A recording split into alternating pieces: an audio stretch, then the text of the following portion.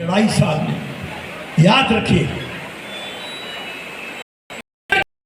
जब इस मुल्क में जीत गया तो चुनाव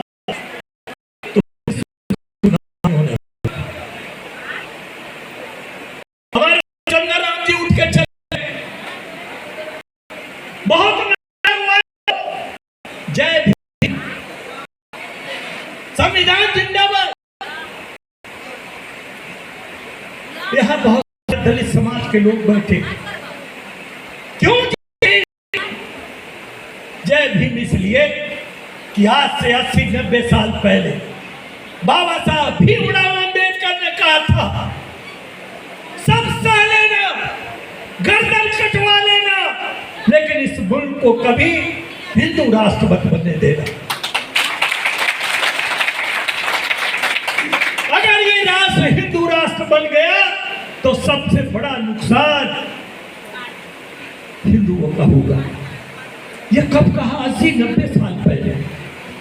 और अभी कुछ दिन पहले एनआरसी लागू हुआ आसाम में, आप सब जानते हैं।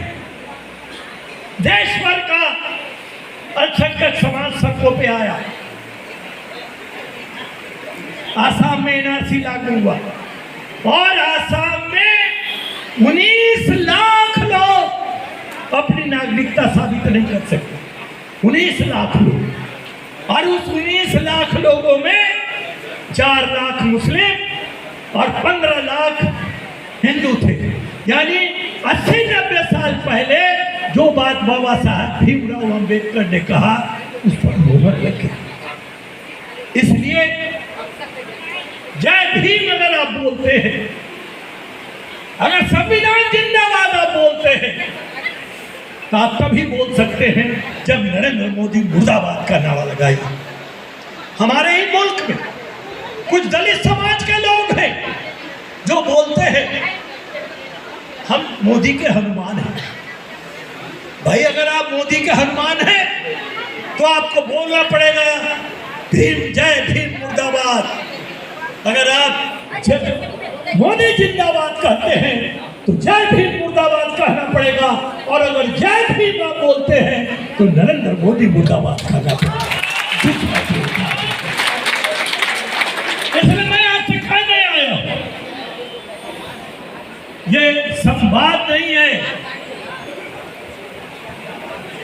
5 साल हम लोगों ने क्या, कैसे फसल तैयार की, कैसा खेत बनाया, अब वो फसल काटने का समय आया और वो फसल है 24 का चुनाव। याद रखिएगा, हम लोग के नेता,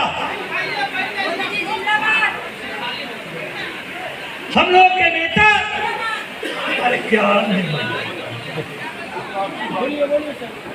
हम लोग के नेता स्वर्गीय डॉक्टर राम मनोहर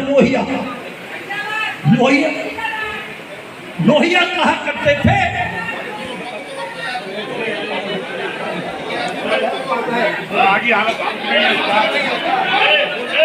जाने दीजिए उसको, जाने दीजिए। अरे आप जाने दीजिए। राज्य सरकारें नगर पालिका हुआ करती, सरकार उसकी होती है जिसकी सरकार दिल्ली में होती है। तो 24 का चुनाव आपके लिए बहुत महत्वपूर्ण है। आप चाहते हैं कि ये संविधान रहे, अगर आप चाहते हैं कि बाबा साहब भीमराव अंबेडकर और गांधी जिंदा रहे, उनका ये मुल्क रहे, 24 का चुनाव हर हालत में आपको जीतने की आवश्यकता है। बातें बहुत हो चुकी, मैं एक छूटी हुई बात आपसे कहना चाहता हूं। 80 करोड़ लोगों को, जरा 1 मिनट, मैं बहनों से निवेदन करूंगा,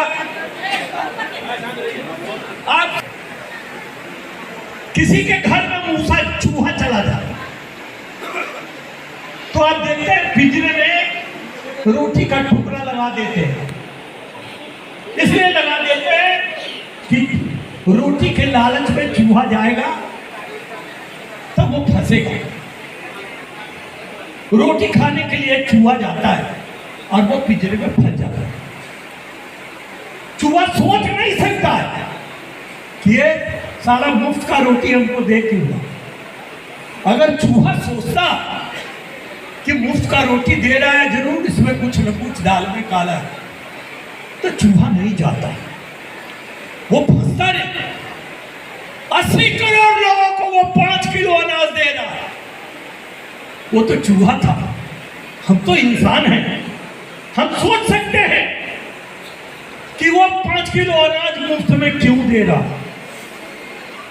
दोस्तों, वो 5 किलो अनाज इसलिए दे रहा है कि बाबा साहब भीमराव अंबेडकर ने जो वोट की ताकत दिया है आपको, ये 80 करोड़ लोगों से वो ताकत छीन लेना चाहता है, अपने पक्ष में वोट डलवाना चाहता है। जिस दिन आपने अपना वोट इन बेईमानों को दे दिया, तो मैं बड़े अफसोस के साथ कहना चाहूंगा कि ये देश गांधी का देश नहीं रह जाएगा, ये देश अंबेडकर का देश नहीं रह जाएगा, ये देश गांधी के हत्यारों के पास ही रहेगा। तो फिर यहाँ न कोई संविधान होगा, न यहाँ गरीबों का राज होगा, न यहाँ समतावादी समाज होगा। क्या होगा आप कल्पना कर सकते हैं। मैं अपनी बात समाप्त करने जा रहा हूँ, लेकिन एक बात कह के कि जो आया है वो जाएगा, यहाँ रहने के लिए कोई नहीं आया है। इसलिए मैं आपसे विनती करता हूँ कि लड़ोगे तब भी मरोगे, नहीं लड़ोगे तब भी मरोगे। बिना लड़े मर गए तो तुम्हारा नाम कुत्ता बिल्ली लेने वाला नहीं है, और लड़ के मरोगे तो तुम्हारा नाम इतिहास के पन्नों में लिखा जाएगा। फैसला तुमको करना है, ये देश गांधी का रहेगा या गांधी के हत्यारों के पास जाएगा। हिंदुस्तान जिंदाबाद, जिंदाबाद, जिंदाबाद।